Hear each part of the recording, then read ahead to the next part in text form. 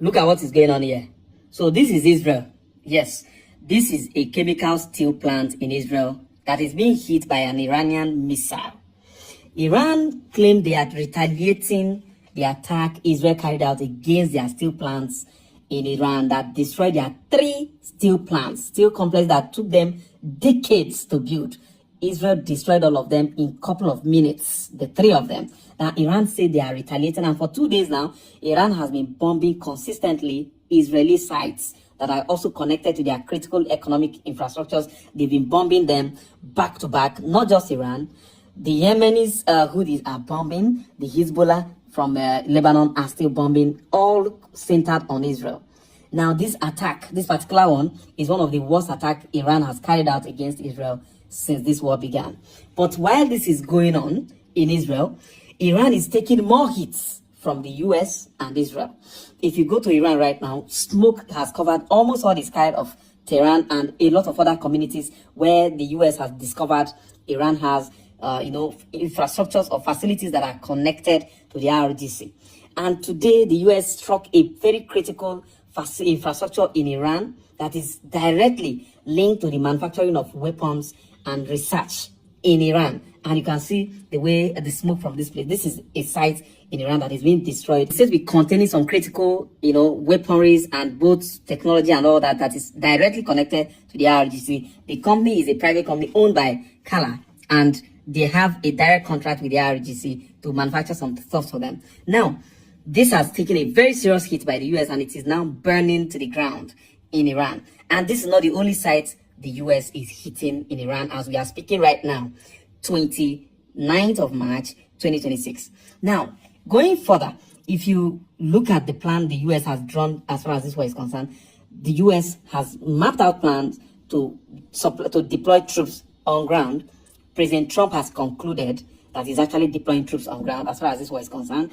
And his plan is to force Iran to open up the Strait of Hormuz and also to pressure Iran to do some certain things or to agree to the 15 points of agreement or negotiation that they have presented to Iran.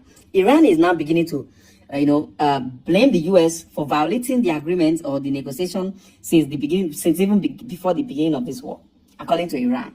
They said the US has been behaving inconsistently. They've not been reliable with agreements. That before the war began, they had a meeting like this night, and the following day they carried out an attack that took out their leader and a lot of other military leaders.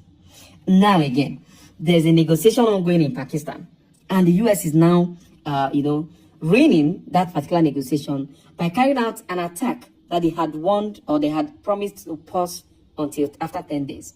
Now, Iran is beginning to blame the US for violating their own agreement proposals, and that because of this, they are now beginning to mention things that are actually considered to be very sensitive. According to that Iranian, the one that talks, that their spokesperson, the IRGC spokesperson, he said that President Trump is being influenced by Netanyahu.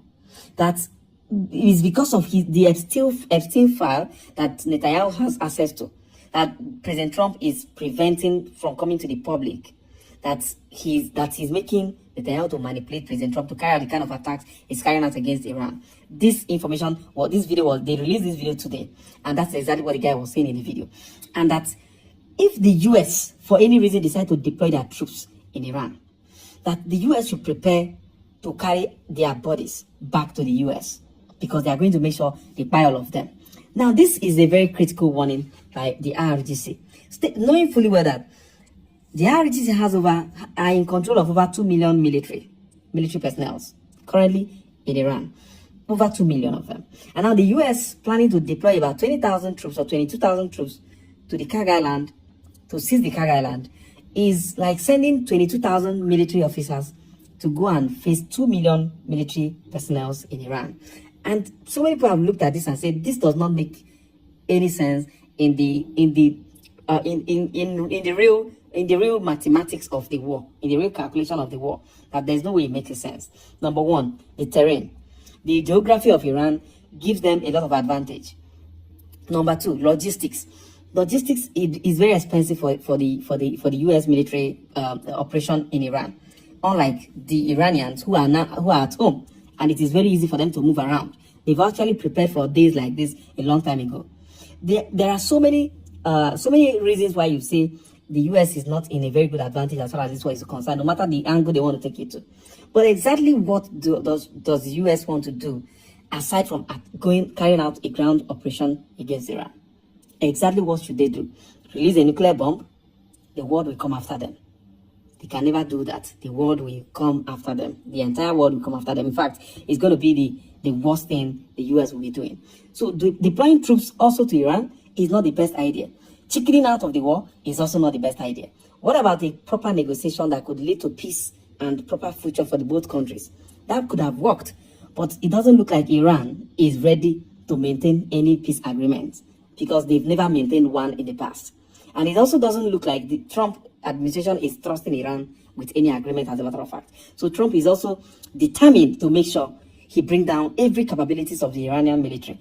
Not only Trump, the Middle East leaders are also telling Trump, you cannot quit from this war. You have to finish it. We have seen now that these people are actually more dangerous than we have thought. Israel also believes that their interests have to be protected. Leaving Iran the way they are leaves Israel to be more vulnerable and leaves Iran to be even more capable of carrying out more dangerous attacks, because that will now give them the leverage or the privilege that they can do whatever they like and nobody will do anything about it. So the war has to be finished. And that's exactly what Trump is looking at. And in the 10 days countdown, we shall see what the next thing the US will be doing. If the troops will be going down to Kag Island, or the US will be destroying the Iranian energy and nuclear plants, we shall be seeing that.